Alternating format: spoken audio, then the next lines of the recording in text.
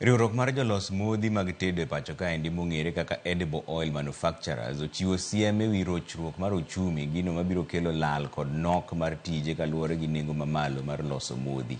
Jokanyo mag riwruogno kotelnegi gi seneta machon ma Mandera Bilo Kero owacho ni medruok e nengo mar mo tedo biro kelo pek ne oganda Jokenya kaluwore gi medruok mar 10% mar osuru e wi modhi ma iomo e pinje maoko. This is really surprising because there was no engagement, there was no discussion by the government with the industry. You know, when you, it's one of the challenges of this government that they do not engage industry at all. They do not engage, with manufacturers, with the stakeholders or people who are, because you need to plan.